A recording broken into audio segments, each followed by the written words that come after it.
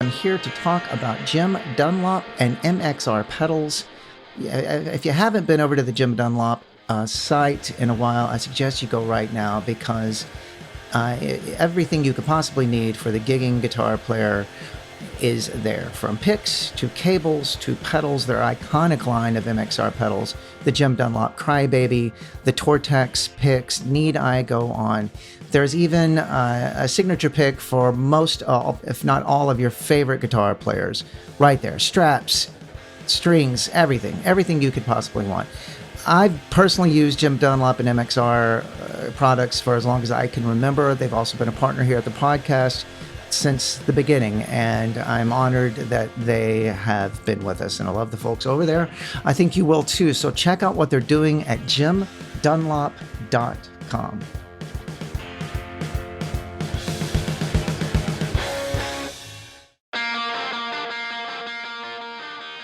I'd like to welcome our newest sponsor, Schecter Guitars. They are celebrating their 50th anniversary this year. 50 years. They have sent me the 50th anniversary of the C1. Man, this thing is just beautiful. It plays great. It was set up perfectly once I got it out of the case. There's something for everyone over there at Schecter. Find out more of what they're doing at schecterguitars.com.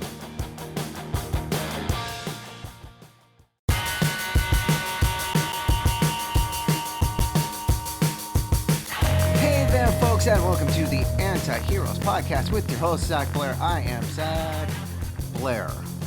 I had the amazing fortune of being on the Premier Guitars rig rundowns. I've had a few of those, maybe two now. And the comments on one of them were just that they were convinced that I had been doing inhalants, let's say, and I was sped up. But I'm sorry to burst your bubble, everyone, if you're listening to this, and maybe you were commenting on that. This is just the way I talk. I talk fast. I talk hurried. I'm in a hurry. I'm in a hurry to do shit. I got shit to do. And I feel like my guest today, that's going to segue to my guest today, is Mike Schleibaum. And Mike and I, man, brother from another mother, we are picking up what each other is putting down. I feel like a kindred spirit in Mike, and I didn't know him before this, which is odd. We've sort of been in the same circles for long periods of time and know the same people. He's in a band with guys that are like family to me, Aaron Dahlbeck, namely, from the band Bane and from Converge. Aaron and I had a band called Only Crime together. Mike and Aaron have a band called Be Well together. But Mike and I didn't know each other. Mike is this guy that's like me, he's very much been in the metal world, but really is sort of embedded in the hardcore and punk world, whereas me, it was sort of the opposite, sort of embedded in the punk and hardcore world, and then very much a metal fan and have been in the metal world, you know, with Guar and things like that. So met him and just recently, actually, on a tour stop in D.C. just a few months ago. And just felt like I'd known him forever. I saw this guy backstage. He was there to see Under Oath. We were the Under Oath, us, Rise Against, and Papa Roach tour. And I see a guy with a Carcass windbreaker on and a Slayer shirt under that. And, you know, it's that thing from when I was a kid in weird Texas, a weird small town. You see somebody with another punk or metal shirt on, you're just like, well, we're friends. That's the only criteria. Now we're friends. You have this shirt on. That endears me to you. We have something in common already. Let's be friends. Even though the internet came along and just blew all that out of the water, now the whole world is just one sort of mall, basically. But I saw Mike with this Carcass windbreaker and a Slayer shirt under that. I was like, well, I've got to know this guy. And it turns out it's Mike Schleibaum from Darkest Hour, which I am a Darkest Hour fan. I'm a huge fan of the bands that have influenced Darkest Hour, and I'm a fan of the genre that and where Darkest Hour have taken that. And we get to talk about that, and I finally get to talk to Mike. But I feel like I've known him forever. And you will hear, we're on the same rhythm. We're both fast talkers. We got a lot to say, and we're going to say it all, man. You ask me one question, and woof, I'm going to give you a lot of answers, and I'm going to take it to another place. And Mike does that too. We smell our own, ladies and gentlemen. We smell our own. And I'm so glad I met Mike, and I think I made a lifelong friend, which is, again, like a sort of a repeated theme on this podcast. That's what I get out of this podcast. I don't know what you get out of it, and I really appreciate you showing up. Hopefully, you're getting something out of it. But man, what I get out of it is I make lifelong friends, and I believe I did that here with Mike Schleibaum today. So I am going to shut up, and I'm going to let you listen to me talk to Mike Schleibaum.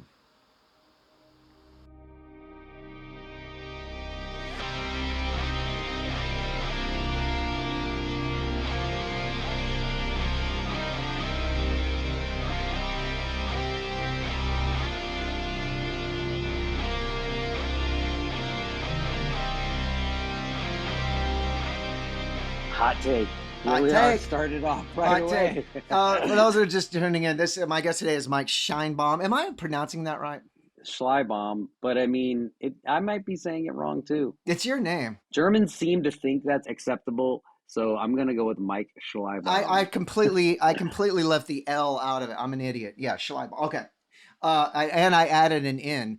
So if you're just joining us, Mike and I were having a heated discussion, a good heated discussion about like the idea that every musician could be replaceable, and that a Zach Wilde quote is that music is bigger than the artist.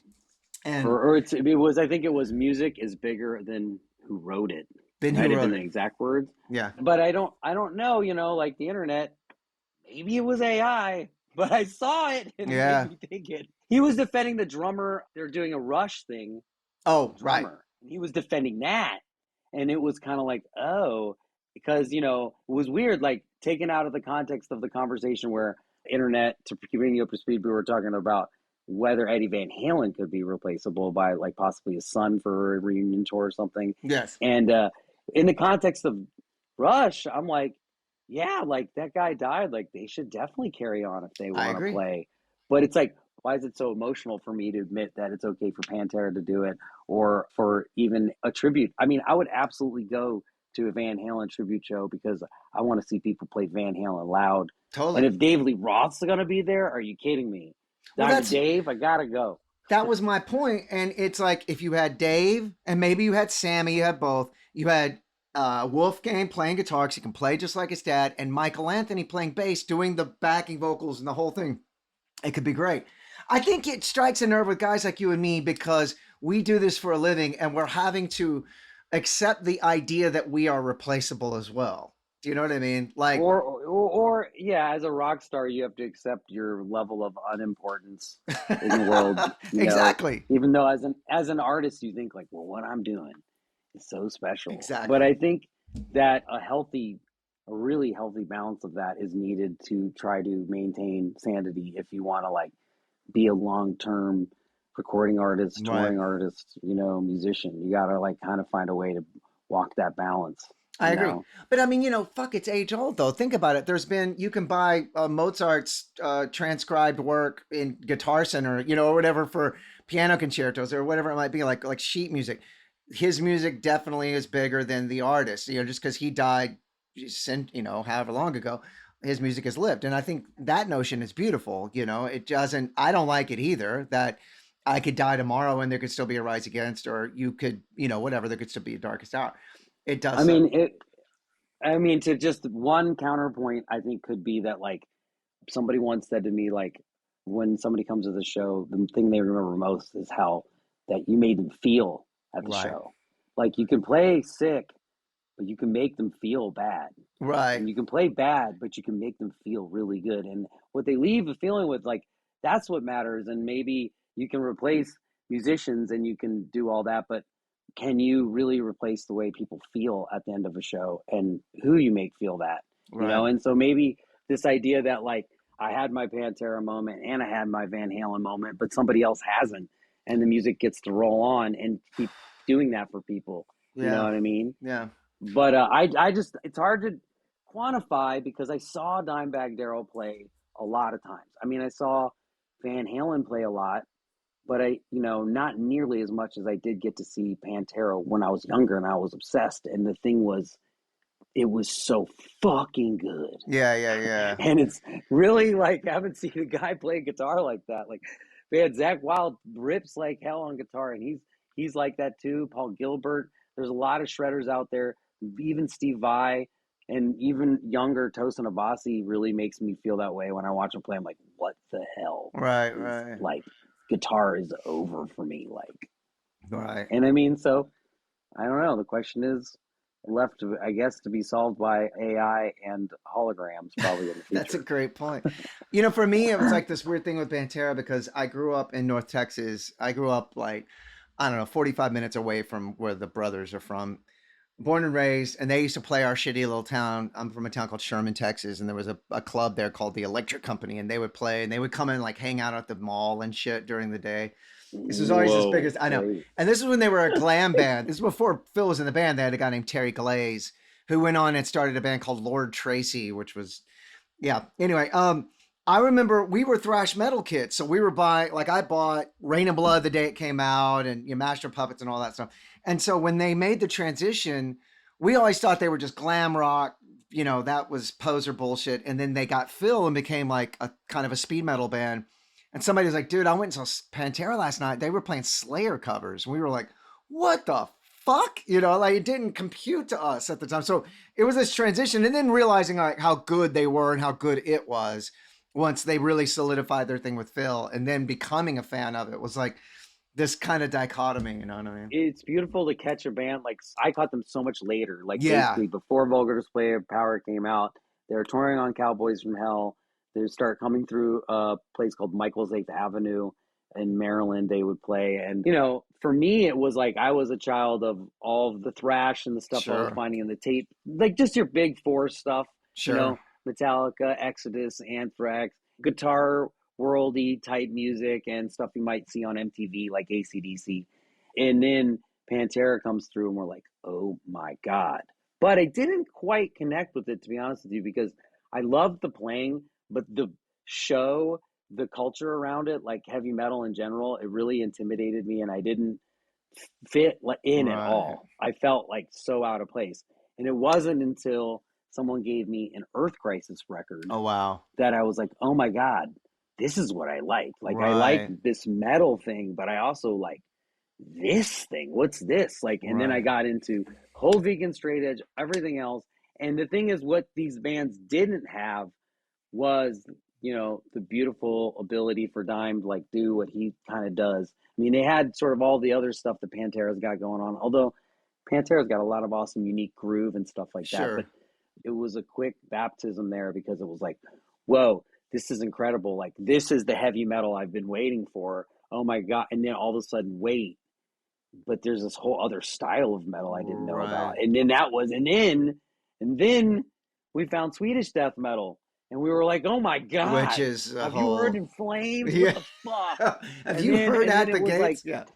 yeah, and then by that point, Pantera had sort of like altered their sound a little bit because it had been, you know, a record or two on, and so there was a moment too where I just basically was so far into straight edge hardcore metal that I probably even missed the release of a Pantera record and just Sure. didn't pay attention because, you know, when we were younger, you just jump around to different little scenes. Yeah.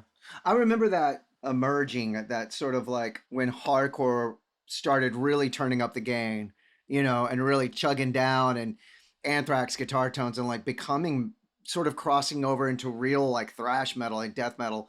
It was really exciting because these are guys that were wearing like camo shorts and short hair. And one song would be straight up what you knew as hardcore music, agnostic front. The next song was sounded like Anthrax or whatever it might be, you know what I mean? Or even heavier, you know, like even detuning down to like drop C or whatever it might be. Oh yeah, And and just, and that was the whoa. thing. We thought drop C Mm-hmm. was the lowest Yeah, you could ever go. you Yeah. could pot. Yeah. But the funny thing is, we were copying this band Damnation AD, who I actually remember were that in band. B standard. Wow. So we you didn't even hear it right. You know what I mean? We Yeah. thought that drop C was the lowest, and even there was even a band around the corner who was playing in B. But this idea of anything being possible to be played lower, and now look where we are. No It's shit. like anybody can play as low as they can go now, Well, you you know? know, you've touched on something there, and I always thought Darkest Hour were sort of like the American torchbearers of what the Swedish thing had started. And I guess let me rephrase that: the best doing it and doing it with your own flair, your own take on it, and taking it in somewhere else. And I always thought that was so interesting. And so what was so cool about your band, what stood your band out from all the other bands that sort of were coming up at the time or that you were touring with. Was that a concerted effort on you guys' part? Like, we love this thing that's happening, so let's see where we can take it. Well, first of all, yes, we were destined to be the best metalcore band. So tell all the other metalcore bands, sorry. Yeah, we Yeah. are the best. No, they're all our friends, you know what I mean? Like we grew up touring with these bands like Unearth and Bleeding Through and sort of that. Like our singer really has broken it down what level of era of the metalcore tree he feels like we fall on. But I think the thing that we sort of did that always felt like our unique vision was we are here based right here in Washington, D.C., which has a really old history of punk and hardcore. You Yeah, know, I grew up absolutely. going to free Fugazi shows in a park that are now like legendary. People talk about them and look at pictures about them like they were their religion. And I mean, I grew up going to these things and like being touched by the Discord scene, the hardcore sort of like came from here, but there was a lot of it developed here Oh along the yeah. same time that it developed in a few other places. And then it evolved. And so the DC scene really permeated who Darkest Hour was because here hardcore and the metal and the punk and everything sort of did blend where we would all play these crazy shows where people would play together, you Right. know, genre dip, if you will. And so I think over time that really affected how we ran the band, how we did the band behind the scenes, the choices of bands we wanted to tour with, and stuff like that. And then I think it permeated the sound Yeah. in a way that like our friends, like I mentioned Bleeding Through and I mentioned Unearth, but there's also God Forbid, Shadows Fall. You know what I mean? These Yeah. bands are all of them are a little bit more influenced by another, I think, more metal input, like maybe a little bit more black metal, maybe a little Sure. bit more thrash metal, especially the New England bands. Like, you know, we were a band around the time that Hatebreed was starting. So this style of this like pounding thing that they've been doing forever, this was part of the DNA of our band too, but in a different way, not in the way Right. that some of the other bands digested it. And I think there was a time where we envied other bands for being able to have digested sort of this more metalier taste, if you will. But I think Right. now that we're older and we kind of see how it influenced us and where it did. Just for an example, like having been around an older band of mine, this band Battery, that's a more hardcore band, it Right. really is based around one or two drum beats, you Right. know, in the same way that early Darkest Hour really is based around one or two drum fills, thrash, and then like a triplet breakdown, and then maybe a breakdown of that. But like Right. this idea that you can have entire bands built on drum beats, you know, the way old school hardcore bands did really affected how we composed in the beginning more than I think some of the bands that were from our genre from the same time. But in short, we did attempt to try to make maybe a more, I guess, for lack of a better term, punk blend of the thing that was Sure. happening with Swedish death metal. Sure. Because that's the one thing that's unique about us when we go to Gothenburg. Like we recorded a record in Gothenburg. We've hung out there a bunch of times, we toured with a bunch of the bands from there, a bunch of the other bands from the other places in Sweden and Norway and Finland. And whenever we hang around them, we fit right in, but not because we also love metal, but because they also love punk and hardcore. And Right. this is like a weird thing Yeah. where we connect, and it's so refreshing and cool to see like your heroes like a lot of the same music that you like, and they want to ask you shit about DC the way you want to ask them about Gothenburg. And so Right. once you, I think, wear that on your sleeve long enough, Yeah, for sure. it becomes who you are in the music too. Well, and a few takeaways there. It's like it really is a visceral thing when a band is sort of like blinded by fear or, slaughter of the soul, sorry, where it is a visceral thing where it's like every song on that record, nothing, it just doesn't let up. Do you know what I mean? You're right. Maybe No, maybe it's a there is maybe one or two. classic. They have their do do do ba do do do do ba do do do do ba and their do ba do ba do ba. They have those two beats every song, pretty much. You know what I mean? And You know, this was the blueprint. yeah, Yes. and you're responding to that. I think if you listen to that record, which let's face it, you have to listen to that entire record. I think your heartbeat just starts sort of timing out to those two beats. Do you know what I mean? And that's what you're responding to, Yeah. I think. And it's actually, for me, it's weird because it's whatever the lyrics might be about other song styles, but it's kind of a joyous thing to me. You know what I mean? Oh yeah. I mean, well, the lyrics are definitely dark, but they're definitely intelligent. Like Thomas Absolutely. definitely has something to say in a way that isn't sort of just fodder for dark imagery like some Yeah. guys might do just to sort of fill space. But the thing is, the guys in At the Gates are so humble. Yeah. Like, they just made that shit. They were just jamming. They just made it up. It was badass. They recorded it. You know, did they know how legendary it was? I still don't know if they know how, because they're stoic, man, Yeah. and when Thomas, RIP to the great one, I know, he was probably man. the easiest to kind of like get to know. I mean, although Adrian, the drummer, is also really, they're all friendly, but Yeah. outgoing kind of. And it's just like, they're what a great bunch of dudes. And they made like these albums that just like, Yeah. you just try to break them apart and figure out how do you get that magic. But the thing is, it's like great food. It's just simple ingredients. Yeah. Yeah. And you're just It's a like, great way to put how did that. they make this heavy metal fucking burrito? I want to make it. That's a great way to put it. And Thomas, like, we played a festival with him, and of course, we went over and watched At the Gates. And then he brought his son over to us and was like, "Hey, my son's a big Rise Against fan, and do you mind if we stand on stage and watch the show?" We're like, "You can stand in the middle of the stage while we're playing." Like, I don't, yeah, of Which course. you would not want, probably have Yeah, wanted yeah. to do, I was like, you could do whatever because the fuck you want. You're Thomas Lindstrom. And I mean, just, you're right. RIP. I saw your post about that. It was very touching. And I didn't know him well enough, but I saw everybody, a lot of people, like, mutual friends. he knew a lot of people. He's a rock He star. really did. And that's a true testament to what a person, when you pass, that's what you want. You want to be remembered that way. He also, his the Crown record he was on is amazing. The fucking Oh God. the Dysphere stuff is Yeah. unbelievable. Like what a legend, man. Jesus. Early on, when you first started, was Darkest Hour sort of your first band? Did you have metal bands before that, or other types of bands before that? Oh man, that's a good question. I did. I had one. Oh, was it? I just gonna say one. No, I had two. Okay, I had two bands that were like before Darkest Hour, and they kind of just rolled into each other because they kept breaking up. The first band was called Indivision, Good. and the second band was called WD. No, the first band was called WD-40, and the second band was called Indivision. And so WD-40 was like, we have a demo cassette tape. I'm sure it's on YouTube. It's just very young high school band mix of like, I can't even embarrass myself. I'm not talking about it too much. But then in Division, what had happened was we had gone to a hardcore show. We went and saw Unbroken and Undertow. They Okay. did a tour together. I think it was 94, possibly, maybe. I don't know. We went to a real hardcore show and we Sure. went, holy fuck, we want to play a hardcore show. We need to make a hardcore band. So we Right. started over. We got a different singer and we called our band Indivision. And then we got all the way. We played one hardcore show with Brothers Keeper. And dude, I want to say that was we played with Brothers Keeper and Unbroken, Oh because wow. Unbroken came back right before the singer passed.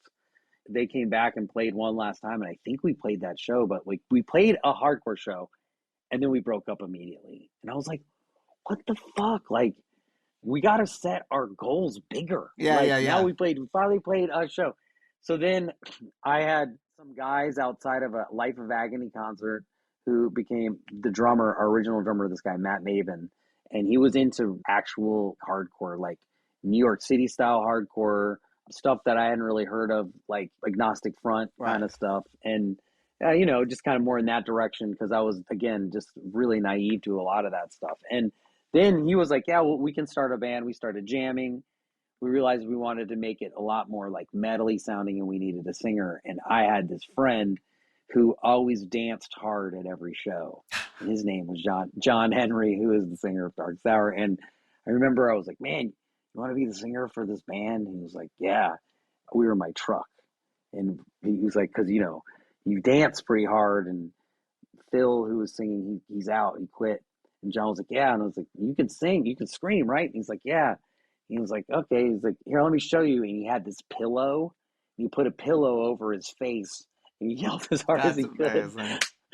He was, "Wah!" And I was like, "Oh yeah, dude, that sounds great. You You're should be the in. You singer." got the gig. So then the band became this band that we were jamming, and we got a show, dude. We got the sickest show of all time. It was with Damnation AD. I want to say it was with Damnation and Battery, but we Whoa. played at the same place twice with the same lineup. Okay. But I got the flyer over there. It just says Dark. Yeah, I'm pretty sure it was Damn. Anyway, we got a real show, and then we needed a name for the band, and so we had a whole list of stupid names. And Darkest Hour was like the least offensive one that fit somehow. And we were like, all right, we'll just pick that. And then once we're done with the show, we'll find something better. And then we just never did, man. Yeah. It was like, it's a great name. It was, yeah. I want to say In Division. Bands become the name. Bands become the name at the gates. That's cool, but it could be not cool if the band really sucked. Yeah, you're right. Like, I think Megadeth, but also Megadeth is sick. It's sick. You know, I mean, I think Metallica's cool because it's nothing. Like, it can be its thing. Right. You know what I mean? Right. So maybe it's, like, cool in that way. But I just think bands they kind of grow into the name, and the name sort of grows around them. And so in some weird way, it did. And it got to the point where it just became our name. It's really hard to explain to younger bands and friends of mine who are starting bands, like, how do you really commit to that? Especially in the age of where you're like, let me Google it. Right. Yeah. You know? I think you're right. And I've always thought Darkest Hour was a great name, but also In Division, that sounds like a hardcore, that's a great name. It's a great name. Lowercase. We had a cool font. Hold on. I got a cat. And she's For those of you who can't see, Mike is getting up to let my cat, my studio cat. She's like an outdoor cat. Inside, I believe. But I am looking at an empty chair. Looking at an empty chair. Sorry, I interrupted. No. She's just going to scratch the whole interview. I'm just giving the play. The flow. No, you're fine. I'm giving the play-by-play. Well, you have many cats. You got to have cats, man. So In Division and then to the Darkest Hour. So I think that's fascinating. That has been your band pretty much your whole professional life. It's been Darkest Hour. Well, I was lucky enough. I have been lucky enough to like do time and like play in other bands. Like what happened was in night here. Let me gotta kick her out.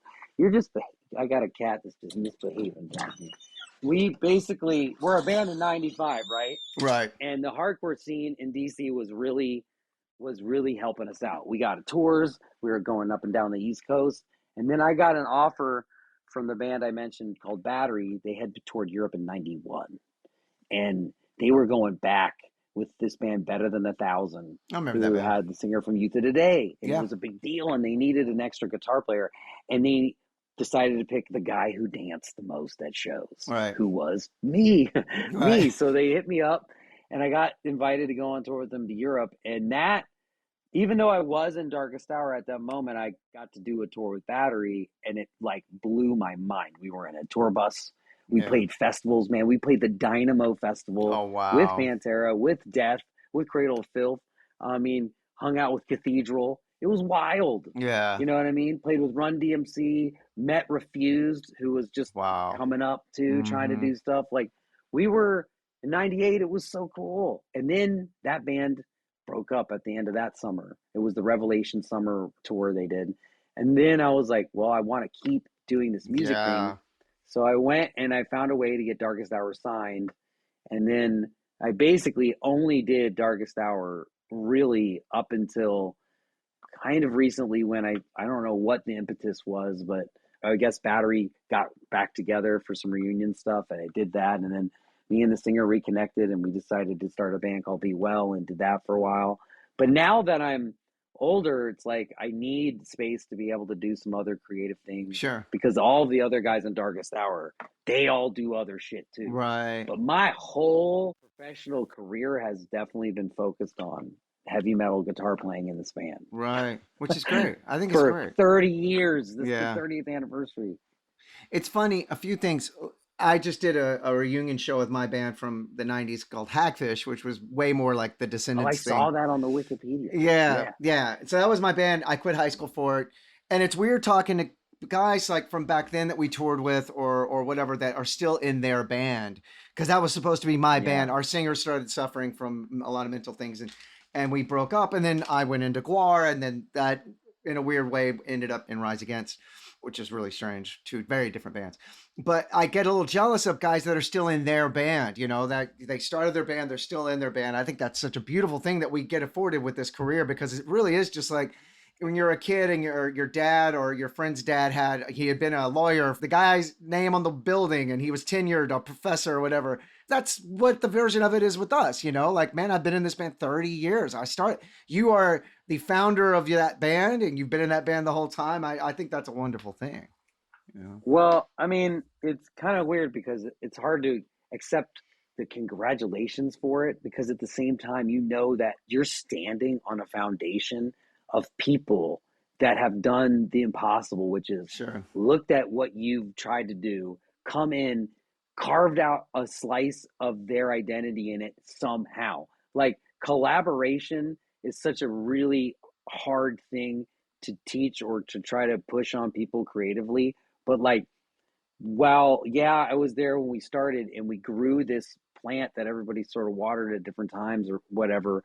But it's like kind of wild when you see how magical it became because you let other people breathe life into it. I mean, this hasn't been the Mike Schleibaum show by any means. I Yeah. think the biggest success that I've had was starting a band with John and then collectively creating a space that people can come into as other musicians And and try to collaborate. breathe air and do it and then make things. And then that makes the albums have different colors. And, you know, there's definitely little minor kind of sound shifts that happen through the band as you go through some member shifts, you know, but that's beautiful because you see those people and those Sure. shifts, and the thing gets to continue to live. So it's so hard to be like, yeah, isn't this rad what we did? We've done it for 30 years. We're better than ever, without saying like, yeah, but like the guy who recently started playing guitar a couple years ago, and our drummer who has been in the band for like, you know, 13, 14 years, plus our bass player at this point has been in the band longer than anybody who else has played bass. Like, these guys that are even new guys have been in the band for so long that like we are kind of just a mix of so many people who have kind of just found a way to find themselves in the band. Right. And I think that's what makes it so good when you come see it.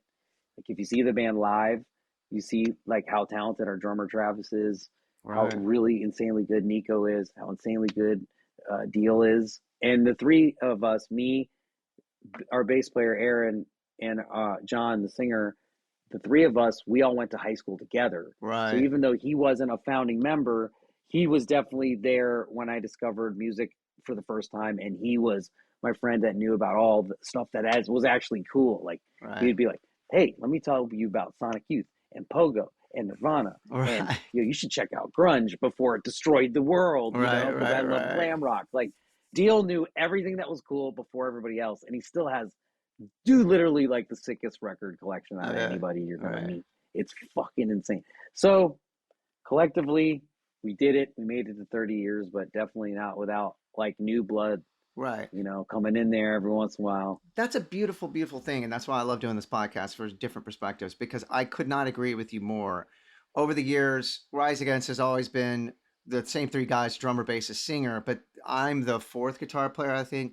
And definitely you can hear when each guy sort of, each record, just, you know, it's that guy's contribution to the thing and all that stuff. And I mean, the band's gonna shift too. The time, the moment, it's all this magic sauce. But in there is that person. yeah. And that's what makes doing this. I think that's why it's so interesting and exciting. And you know, you get bands that have been the same lineup since day one, like U2 or whatever, and they've had to find it probably amongst themselves when they've reinvented themselves for whatever it is. Or right now, I'm just into this type of music, and they're going to bring that into the band as well. You know what I mean? I'm not a reader, but I'm obsessed with audiobooks. Me And too. I've really gone down the rabbit hole the past couple of years of listening to like autobiography or biographies of musicians. Like, I used to Yes, like just avoid it. dude. And I Yes. really love the one by Brian Johnson from AC/DC because he's one of my favorite singers, even though, of Sure. course, I love fucking Bon Scott, whatever. Yeah. I love both. But of course, Bon Scott was sick. Brian Johnson would agree. But this book, it really, like, listening to the story of who he was and how he became like in the position to be the guy that auditioned for AC/DC and where they were, having done Highway to Hell Yeah. before they went and made Back in Black. And they did that. They did that then when you're a musician and you're down and you think this is not possible, they fucking did that. Yeah. And then after they did Back in Black, after they took the world over, you know what they did? For those about to rock, we salute you. Yeah. Like It's they insane. did it. And so for me, there's little things that artists do that sometimes that I draw major inspiration from. Like I Yeah. really love the Van Halen record, A Different Kind of Truth. Like it was the No shit. embattled one that came out. It's Yeah. really fucking good. And It is really good. to me, I remember this feeling when I put it on. I was like, oh my God, it feels like old and new. It Yeah. feels like I love this, but it's new, but I love it because it feels like it was. And I was like, this is how you need to feel when you get this Darkest Hour album. And then as we made Perpetual Terminal, I kind of was like, man, it needs to feel like it fits in with like the melody and the harmony that we did more in the Devon era a little bit back before we got so modern. And how do we pull that in there? But how do we also, Right. trick you into making it feel modern and nostalgic?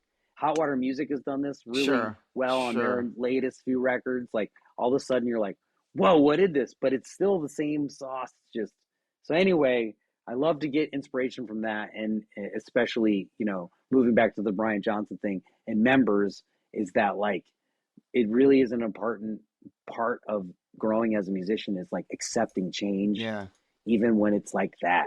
Well, I think and as an artist, finding your voice in this mess, even though I just cut you off. No, I cut you off. It's a testament to a true artist, and I think everybody that just heard you say that recognizes Mike Schleibaum as a real artist, because pulling influence into, like, let's call it, extreme metal, that a layman might call it, from AC/DC and Van Halen and things like that, not just from like, well, Slayer and At the Gates, I think is the true testament to a real artist. You do look in other avenues. You do listen to other things. We're so stupid. I mean, go check out The Cure. I mean, that's the spot to get everything. Absolutely. Like The Cure has the most amazing bass lines, the most amazing grooves. Like, I agree. And Depeche Mode. Yeah. Typo Negative. There's really cool. Like, I mean, it's so hard to just listen to the same thrash metal and speed metal records and stuff and find them. But at the same time, sometimes I have this reverse thing that happens where like on the new record, I was like, fuck it, man. I need to listen to some Judas Priest. Yeah. And I just started listening to Judas Priest. I don't know. I went on a binge and I read this article from Kerry King because I like his new record, by the way. The it's new good. Kerry King record. It's good. And I read this article about his favorite record or his favorite song was Take These Chains. And I was like, wait, what fucking record's that on? Like that's Kerry King's favorite. So I went down like the black hole of like checking out that song and that record. And that record starts with this song Hellion, which is like kind of their big intro. Yeah. And it was like this big guitar thing. And then immediately I was like, oh fuck, like, man, Darkest Hour, we need guitars, man. Yeah. What the fuck? Like, and it just like hit me. That's sort of where the idea for the intro of the new album came from, where I was like, man, we just need something where it's like, hey, everyone, you like electric guitar? Fucking, we love electric guitar. Yeah. Check this out. So sometimes it's like you can revisit this youthful, just fiery fucking passion when you go back to like your direct influences.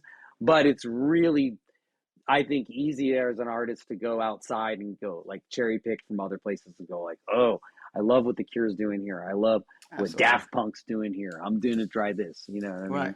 So well, I don't know. Two things. I had on this podcast, I talked to King Buzzo about his favorite record is Unleashed in the East. But not just a favorite live record, just his favorite, and I think it is so fucking great. It's like 70s era Priest live in Japan. And apparently Halford, the night of the gig, had trouble with his voice. So then he re-recorded his vocal in an apartment, just set up, and he went back to front, like the whole set.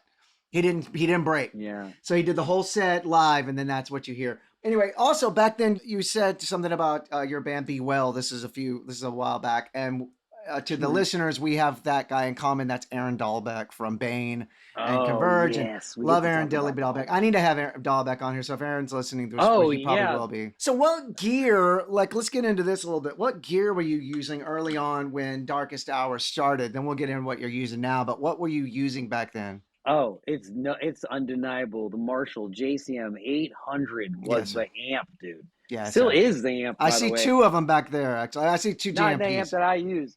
Oh yeah, I got a Those are couple right. JMPs, right? Those, Couple. there's your 800. Yep, yep. I got an 800 over there. For those that can't see, right here in the screen, we've got a really classic master volume JMP that my Yep. buddy, it's just like indefinitely mine. It's so sick, though. It's been on a bunch of Hot Water records most recently, but maybe even End It Turnstile, or it's not Turnstile, but something reamped sick from Right, that. right. But in that family, maybe Angel Dust, I don't know. I see This an Engel. 800 too. Yep. Oh, well, the angle is what we got to get to the angle, but Sorry. basically the 800, and then also this is like sort of a JMP. It's a newer one down here at the Okay. bottom. It sounds sick. Sounds like Def Leppard High and Dry. It's so the 800 with the Rat pedal, dude. The Rat The pedal Rat. is the sound of our first record, Mark of the Judas, can be created with taking a Marshall JCM 800 and putting all the knobs on 5, and then going and getting a Rat pedal and putting the left knob at the 6 o'clock position, the center knob at the 12 o'clock position, and the right knob at the 4 o'clock position. You literally have the sound There of you the go, whole record. folks. You have it. Maybe Seymour Duncan with the Les Paul. I used a lot of Les Pauls. I still have, like my first Les Paul. I Yeah. still have that. I have a couple of them. I also was in love with the V for a long time, so I switched body shapes a few times in Sure. my career, if you will. But the original setup, Marshall, Rat Pedal, Les Paul with the Seymour Duncan, Jeff Beck pickup. Wow. That was So, it. so the Rat, that's an interesting, because a lot of those guys, a lot of metal guys were doing tube screamers in front of 800s. Yeah, And then, no. But the Rat is the shit. no That's shit. the DC. So Damnation AD was another band from DC that had a massive guitar sound. Yeah. Ken, the guitar player from Battery, who was a big influence of mine just because I was watching him play Sure. in a way where I couldn't see other musicians. I could look at his pedal board. And Right. he used the Rat a little differently, but also producer Brian McTurnan, who produced Yeah. the first 2 Darkest Hour records, was the singer of Be Well.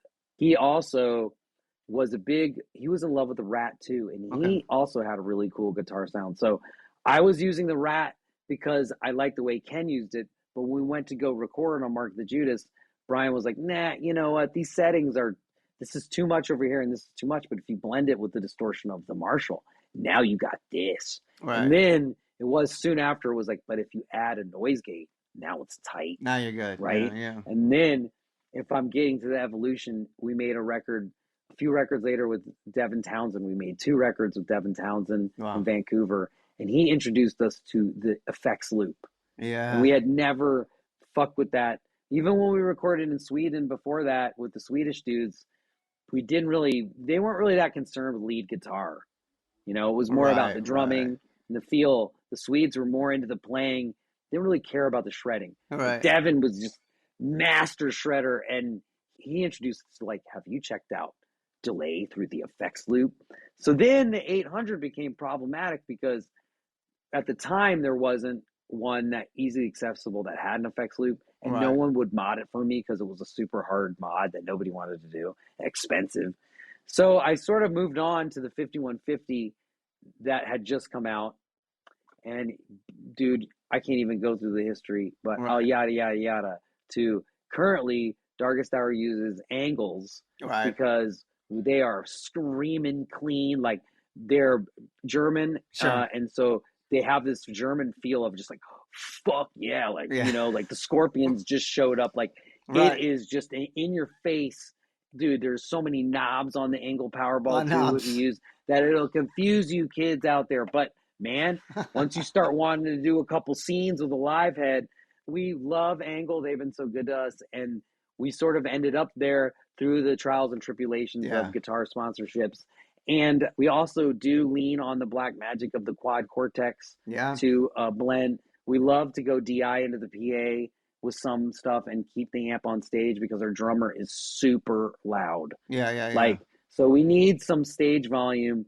Although we have played in places like Switzerland where you have a dB limit, where we have used just the quad cortexes, they work in that context, but it's not preferable, like, to feel the push of the amp. So like the newer setup is a little bit less sexy as the Marshall in Right. that sense that for vintage people, but it's way more functional, and the power that the angle has.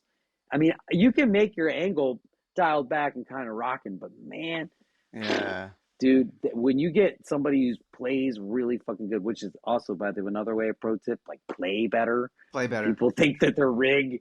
But anyway, you get Yeah. somebody Just really play better. screaming out at an angle, and you're just like, man. Let me ask you this. Do you run pedals in front, or is it all just your effects loop now? No, I mean, it depends on, okay, well, this is funny, for which band?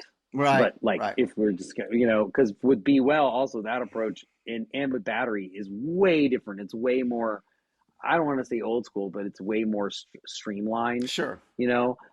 For, let's just say for the current setup for Darkest Hour, we're using the quad cortex through the effects loop. So you're just using the power stage of the angle in that context. Gotcha. And you also can take an XLR to the front.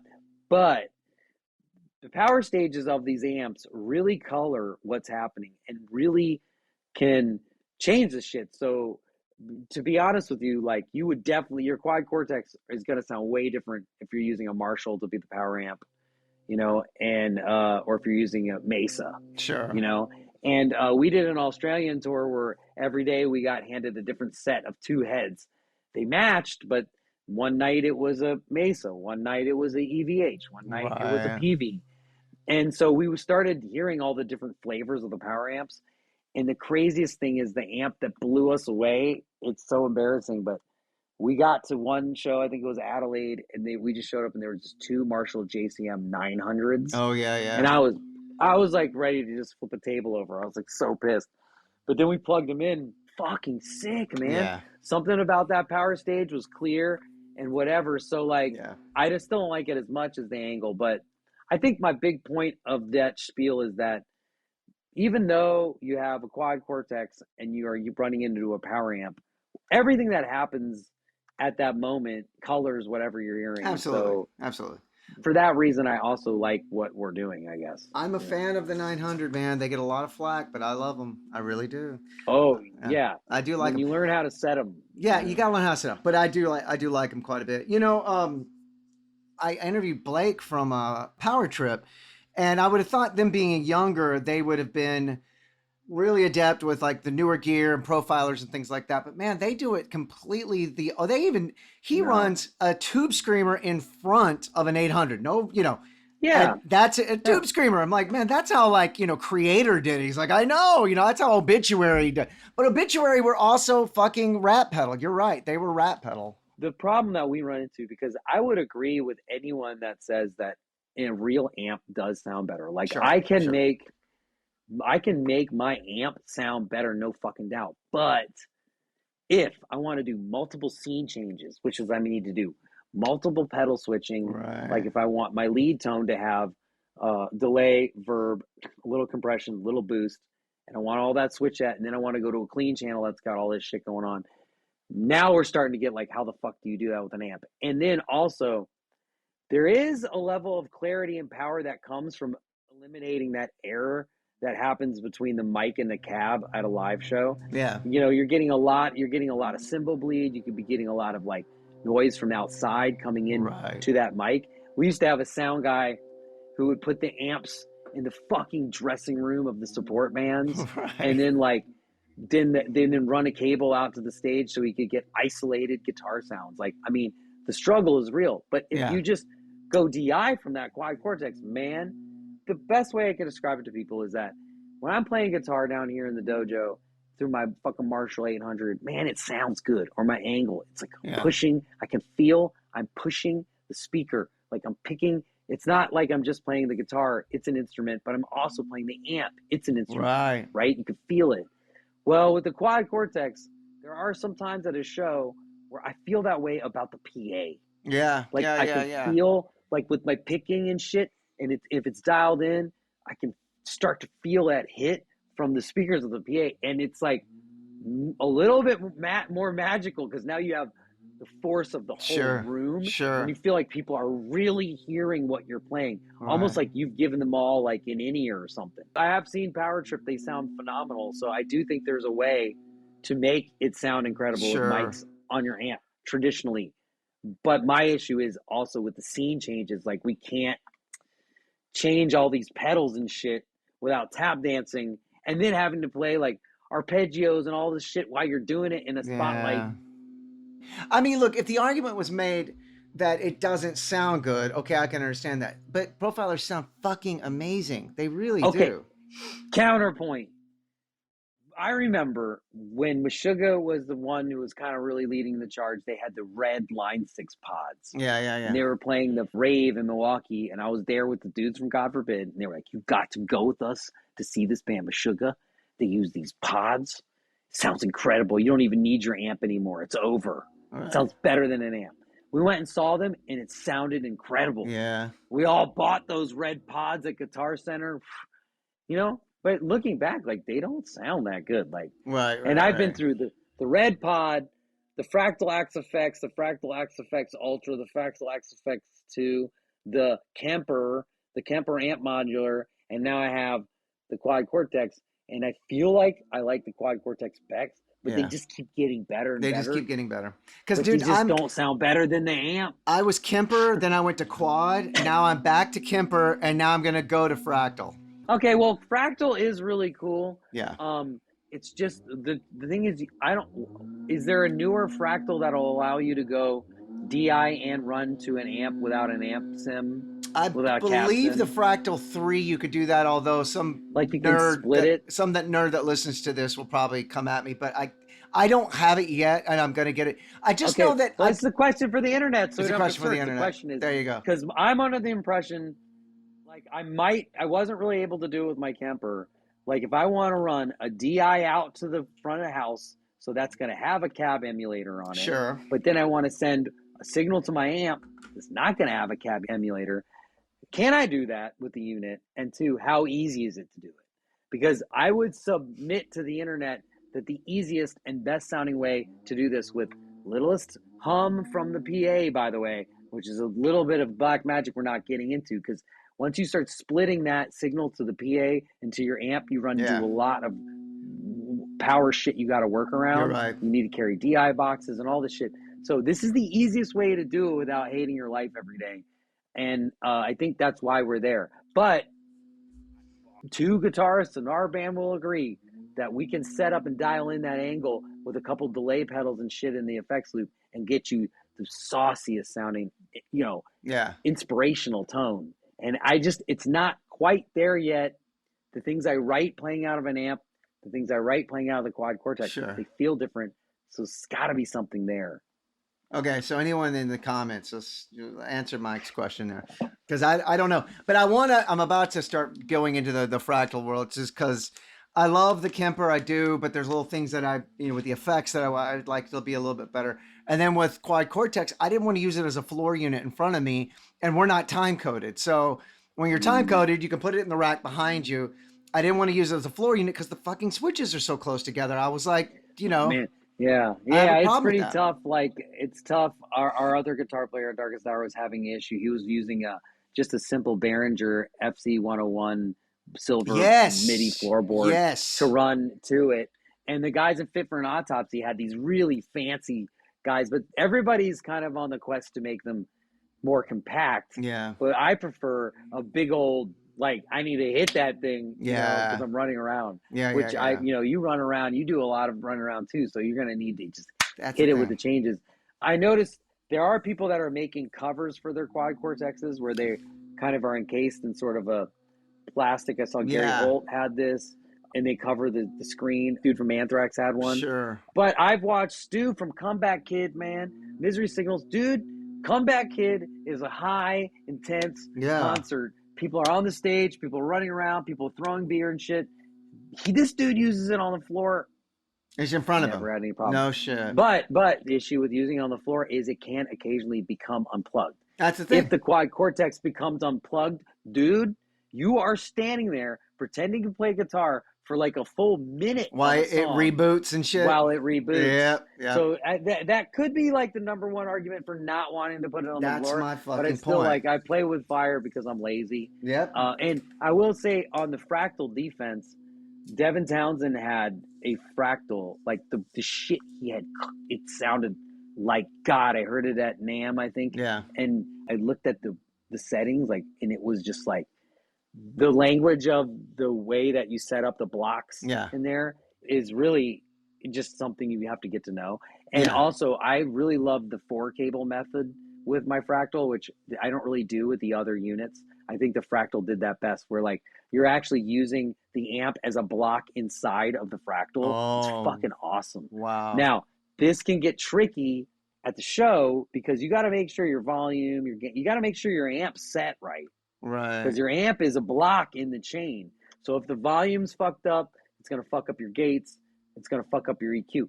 But if you listen to your Uncle Dude here and you set up an amp the way you love it and you make it a block inside of the Fractal, you can basically use it all together. It's Right. fucking sick. Well, you guys heard Uncle Dude right here.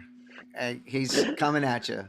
And you're right, though. I mean, dude, honestly, it's a fucking different language for me, you know, because I was like, I've been Marshall guy with analog pedal board in front of me forever. Oh, I was even doing an analog pedal board with the fucking quad behind me, using the quad for just a Marshall 800, you know, virtually. yeah. And using an analog pedal board in front of me like Zach Wild, just a simple Boss and, you know, and MXR pedals.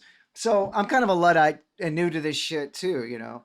I just want to say shout out to anyone on YouTube who's made your fucking YouTube videos of how to explain how to hook up shit. Because I am that guy who's in a professional band on YouTube, like how to set up quad cortex with expression pedal, ?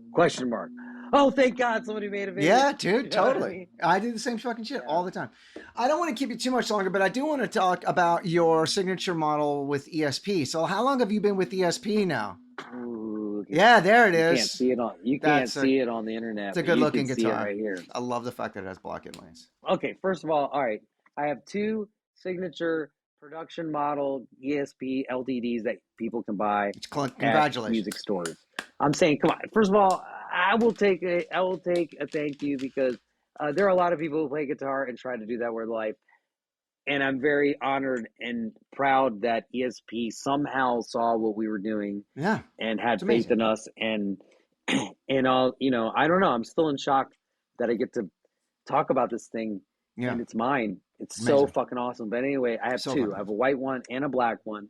They're based on the ESP Arrow, which is a shape that they developed, I think, post the Alexi V. Yes. You know? Okay. Yeah, Alexi it's very similar to other Vs that might exist on the market that I won't say the names of. Sure. But it also is very unique in its own design.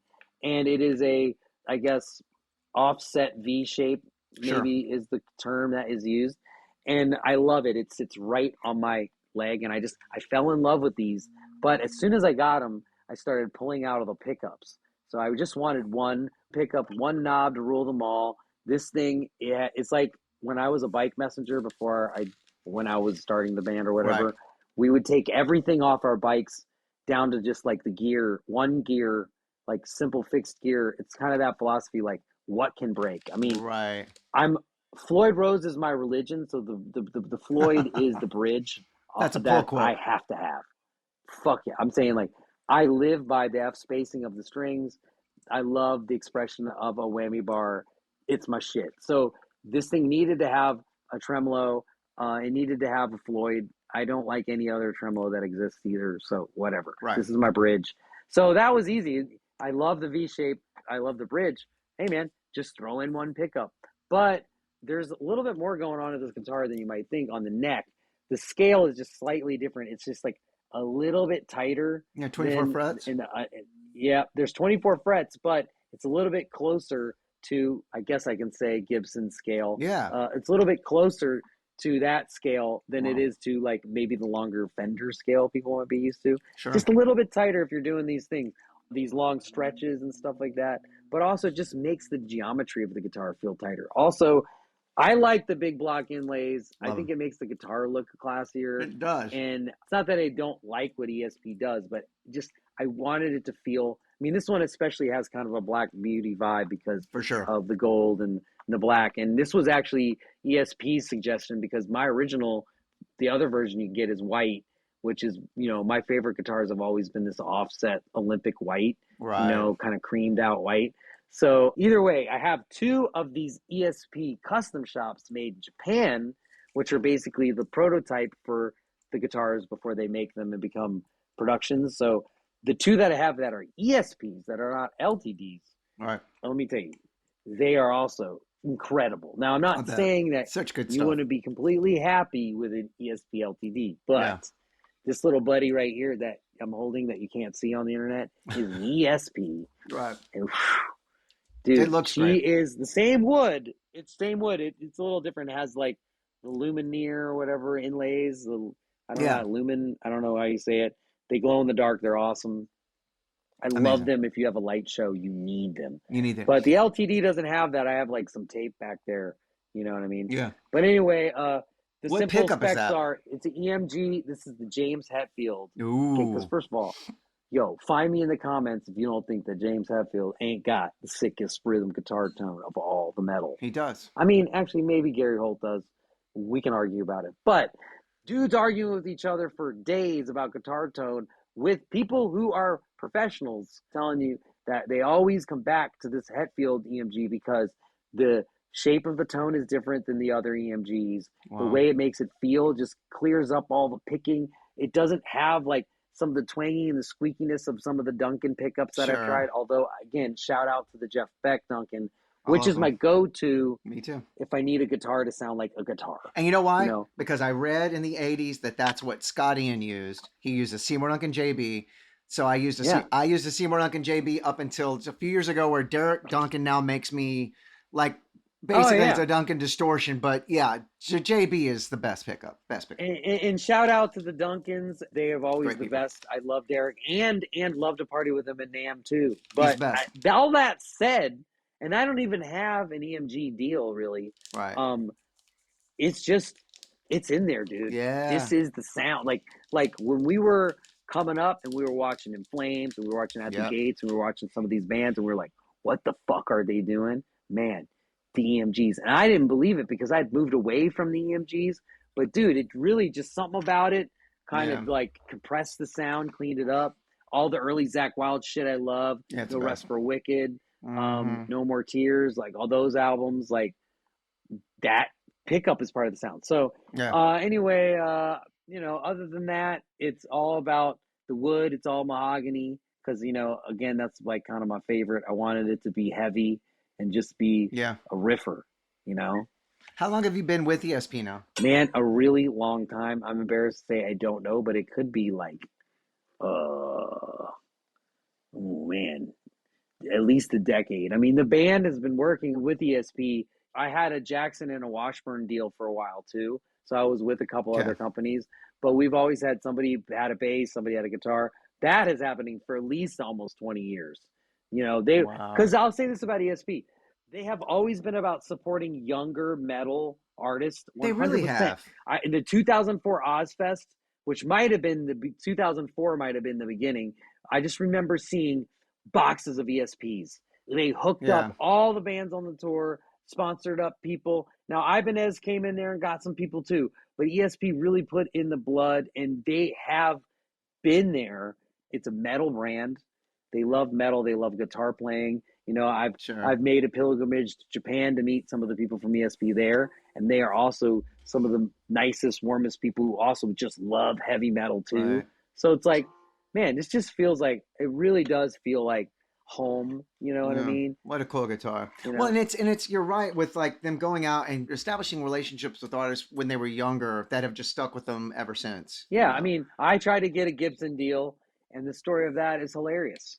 And actually it was me and Andy from Every Time I Die tried to talk to a dude from Gibson. Talking to Andy. Oh, well, it was the 2004 Ozfest, and there was this big Gibson tour bus, and we were like, dude, we got to go meet somebody from Gibson.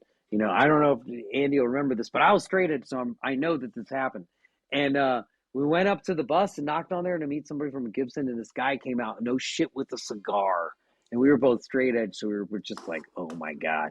And Andy introduced himself, said we were in bands on the second stage, and he was in Every Time I Die, and I was in Darkest Hour. We wanted to see who could we talk about, like, hooking up some sort of sponsorship deal. Like, we want to work with Gibson. Like, we grew up, like, we're Gibson guys, like, And the guy just shoved it off like, well, Zakk Wylde, Jimi Hendrix, call me up when you are one, you know, and that was their vibe. Wow. And the thing is that he doesn't represent everybody that ever worked at Gibson. I'm not going to hold it against them. I still got Les Pauls, Sure. but it was a permeating attitude at the time. Like, either you support artists who are up and coming that have these young bands, or you are going to wait Right. to just get Nuno Bencourt when he's on a good day and get him to play your guitar, Right. you know? And I'll say the thing about ESPs, they've always been there, like That's great. rooting for the little guys and rooting for Darkest Hours. Sure. So on top of making me the sick ass guitar, they have been there. I will say forever. that the folks at Gibson now, they have a great batch of people there now. They've really redone things. They have a Oh new yeah, CEO. and dude, the Epiphone shit is sick too. It's great. I have a good relationship with them now. I didn't for a long time, and now I do, and I'm really happy about it. And yeah, good people. The right people who run that, it's really night and day. And Totally. I've been with a lot of different companies as well. I mentioned USA Music Corp. I was with Washburn. You know, I was with Jackson and Fender for a while too. So like, you know, when you start playing the game, you get to meet everybody. But you know, that's the beauty of getting to do this professionally, is you kind of get to see behind the curtain and like go to some of those places, see how meet people that build that stuff. It was so cool. Yeah. Well, I won't keep you much longer. I always ask everybody one other thing. So, do you have one item that got away, like something you got stolen, or you had to hawk it, or you lost it, or got, you know, whatever? Could be guitar, amp, could be anything, pedal. Okay, it could be anything. Oh my God. Okay. Shit, do you have time? You just want a list? Okay, one time $10,000. We got $10,000 stolen from us in Canada one time outside an Atreyu concert while we were parking the van. Dude, I want that cash box back. Okay, you need that. We cash box. A Dave Mustaine King V got stolen from us at the first Milwaukee Metal Fest. It wasn't mine, but God damn it, I'll take it if you all got it, because I missed that one. There you go. And then, dude, the Ultimate Sin, I had this sick Ultimate Sin tour shirt. It was my stage shirt. Oh, that's a good one. Somebody fucking stole that one, man. I bring that back, dude. Yeah, you know, but you know, you have. I mean, there might be at least, you know, a bucket full of Ray-Ban sunglasses out there, a couple of sick Spy sunglasses. I'm really good at the Spies. I'm really good at losing sunglasses that I get. I hate myself for it, and I like nice things. I hate myself for that too. I mean, that's all pretty petty for my, you know, misery. Well, that's the point collection. Of it. But you're right. But somebody bring that fucking Dave Mustaine King V back. Those are great. Fuck that. I want my fucking Ultimate Sin T-shirt. Honestly. Actually, you're right. That's way more. You're right. That's way more fucking important. Yeah. Mike Schleibaum. I'm sorry I mispronounced your name when we got started. I feel like I've known you forever and that we could talk for fucking hours. I remember seeing you. Like, we have never met, but I just met you, and you had that fucking sick Carcass windbreaker on. I was like, I gotta meet that guy. Dude. I gotta meet that dude. That thing has a story too. But yeah, man, it's great to get to know you and get to meet you. And this is the first time we actually really have talked ever. And I'm sure I will be stalking you guys backstage or your festival hut. At some point, I will find you. Why has the universe not crossed these paths? But I know, it's ridiculous. Did now. It's ridiculous. All right. Well, I'll talk at you soon, Mike. Thanks for doing this, buddy. Yeah.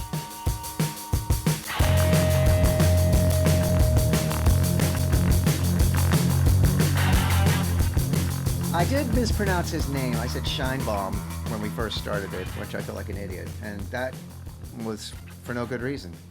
But I hope you enjoyed that. I certainly did. And I really felt like we could have kept going. Check out all the things that Darkest Hour and Mike Schleibaum do, because, man, what a great player. What a great fucking band. There's something about the whole genre. I hate to pigeonhole it, but for lack of a better term, Swedish death metal. Now, Darkest Hour are definitely American, but it is that style which, in my opinion, my humble opinion, is my favorite. My favorite type of metal, folks, is the Swedish death metal. And if you want to be indoctrinated, start with At the Gates, Blinded by Fear, which is a perfect record. Or anything from In Flames. Anything from the 90s In Flames. It's Slaughter of the Soul, not Blinded by Fear. God damn it. I did that while I was talking to Mike. Is it because I'm over 50? I don't know. But yeah, do yourself a favor.